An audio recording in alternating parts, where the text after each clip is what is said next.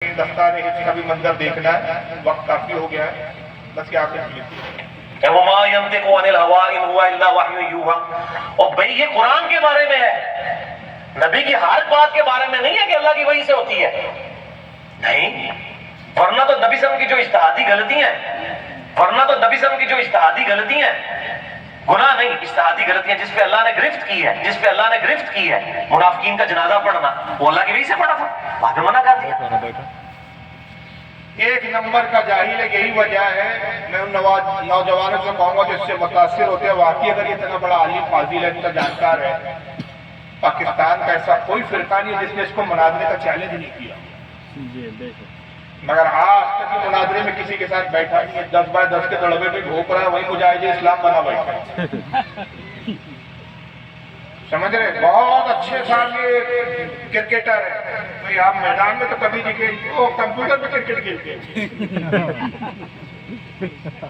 Computer پہ cricket کھیلتے ہیں، کوئی اچھا کرکٹر نہیں ہو سکتا، کار بہت اچھی چلاتے ہیں، ابھی کبھی آپ روڈ پہ کار چلاتے دکھیں، صاحب وہ کمپیوٹر پہ ہم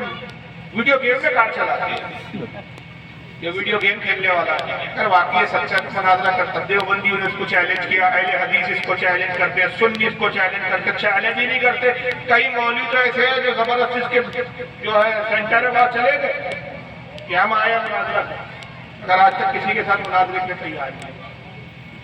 تو ایک نمبر کا جاہل ہے، اگر یہ سچا ہوتا تو اپنی بات سامنے بیٹھ کے پروف کرتا، 10x10 کے دڑبے میں بیٹھ کے، بولتے نا ہمارے ایک محاورہ بولا جاتا ہے اپنے علاقے میں، تو کتا بھی شیر بنتا ہے، مزہ تو تابے کہ جب سامنے بیٹھ کے بات کریں۔ اب ہماری تو مجبوری ہے کہ ہم پاکستان جا نہیں سکتے اور اس کو انڈیا بلا نہیں سکتے، لیکن جو تیرے اپنے اڑوس پڑوس کے تیرے جو ساتھ کے تیرے اپنے لوگ ہیں، تیرے علاقے کے لوگ ہیں، جو چیلنج کرتے ہیں مرتا بچہ بننا، کبھی دڑوے سے باہر تو نکل، بات تو کر، مناظرہ تو کر، اور جہالت پھیلا رہا، ہم لوگ ایسے جاہلوں کو سنتے ہیں۔ کہتا ہے کہ رسول اللہ جو کہتے تھے وہ صرف قرآن کے بارے میں آپ جو کہتے تھے وہ اللہ کی طرف سے ہوتا تھا، وحی کی طرف سے،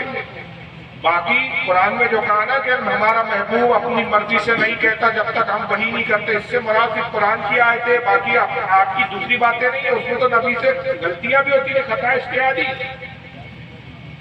اس جاہل کو یہی نہیں معلوم کہ خطا اجتہادی کس کو کہتے ہیں۔ اجتہاد کی بنیاد پر اگر صحیح مسئلہ پر جب مجتہد نہیں پہنچتا اس کو خطا اجتہادی بولتے، اور نبی کبھی اجتہاد نہیں کرتا، نبی کا ہر قول شریعت ہوتا ہے، نبی کا ہر فعل شریعت ہوتا ہے، اجتہاد مجتہد کرتا ہے نبی کے فعل اور قول کی بنیاد پر، نبی کا عمل ہی شریعت ہے۔ اللہ نے یہ نہیں فرمایا کہ نماز ایسی پڑھو، قرآن میں کوئی مائیکل دکھا دے، اللہ نے کہا رکوع اس طرح کرو، سجدہ اس طرح کرو، اللہ نے صرف کیا فرمایا، وَأَقِیمُوا الصَّلَاةَ، نماز قائم کرو، 70 یا 72 جگہ اللہ نے فرمایا۔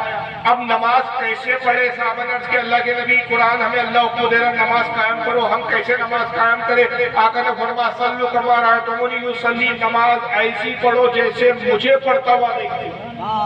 اب جو کچھ نبی نے کیا وہ شریعت بنتا گیا۔ حضور نے عصر کی 4 پڑھی، قرات خاموشی سے کی، سری قرات کی، وہی طریقہ نماز کا ہم پر لازم ہو گیا۔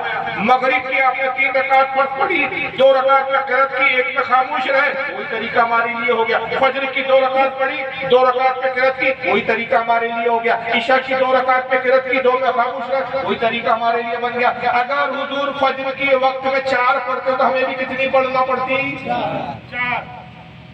حضور اگر بالفرض مان لے مغرب کی 3 کی جگہ 5 پڑھتے تو آپ اور ہمیں کتنا پڑھنا پڑتا؟ پتا چلا کہ نبی کا عمل ہی شریعت ہے، نبی کا ہر فعل سنت ہے، اور سنت پر عمل کرنے کا کیا ہے؟ ثواب۔ سنت بولا ہی سے جاتا جو نبی کا کام ہے، اور نبی وہی کام کرتا ہے جو اللہ کا حکم اور اللہ کی مرضی کے مطابق ہوتا ہے، اجتہاد نہیں کرتا۔ اور پھر دلیل کیا دی؟ ہمارے گھٹنا پھوٹے آتا ہے کہ عبداللہ ابن ابی کی جو نماز جنازہ پڑھا دی، اللہ نے اس پہ تنبیہ کی، معاذ اللہ یہ شک جملے کہے نبی کے بارے میں، جبکہ حقیقت یہ آئی نہیں۔ حقیقت کیا ہے؟ رسول اللہ نے جب عبداللہ ابن ابی کی نماز جنازہ پڑھائی، حضرت عمر نے کہا یا رسول اللہ منافق کی نماز جنازہ پڑھائیں گے؟ آپ نے ارشاد فرمایا کہ میرے رب